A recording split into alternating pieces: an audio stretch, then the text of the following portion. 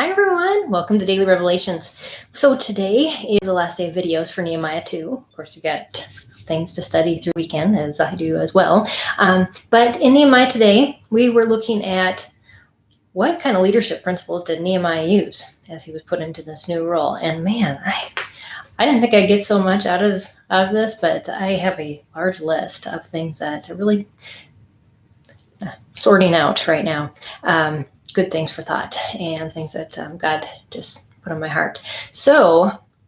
But there was one thing that happened in this chapter that we haven't touched on that I really wanted to address today. And I had circled it earlier in the week and thought, what exactly can I share about this? But when Nehemiah was sad in the king's presence, the king just didn't dismiss it and say, that's just one of my servants, he's having a bad day, and just let him go. He asked him specifically, why is your face sad though you are not sick? He chose to actively get involved and to seek out the sadness in Nehemiah's life. And how often do we pass somebody, or you see somebody in a group that you just know there's something wrong, but we know it takes an investment if we take that step to start asking them, because we have to listen then what's going on in their lives. We take that burden onto ourselves. And if we are truly a good friend, we walk that road with them. We walk it out through the entire ordeal that they're dealing with. That is active empathy. Now the king, with Nehemiah, he asked him, what do you want?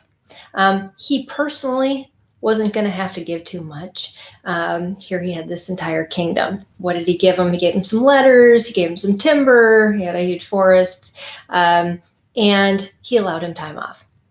So to him, it wasn't a huge amount of sacrifice. But that should not stop us. When God reveals to us and stirs your heart, when you see somebody who is going through something, that is for a reason.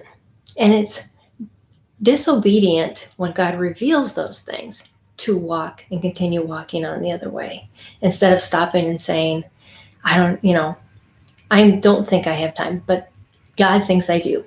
So I will choose to get involved in this person's life and to walk with them through whatever they're going through. And I made a few notes. Just empathy is putting yourself in their shoes. Yes. That's easy. We can say, I wish I wasn't them.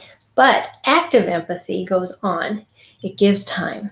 It gives time to listen, and it gives time to walk that road. However, that person needs you to walk that road with them. They may be like Nehemiah.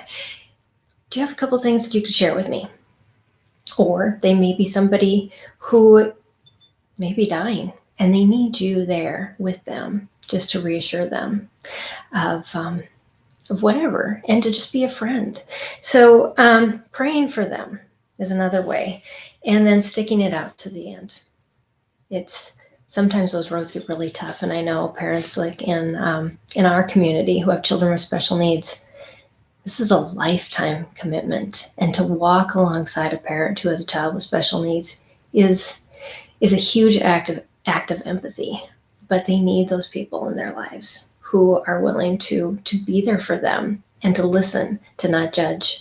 And that's a lot what comes along with being actively empathetic. So I hope that stirs a little something in you, to look at that different and to act differently when you see somebody who's hurting that may be put in front of you for a specific reason. I can guarantee they happen. So have an awesome weekend. I will see you on Monday as we start Nehemiah 3. Bye, everybody.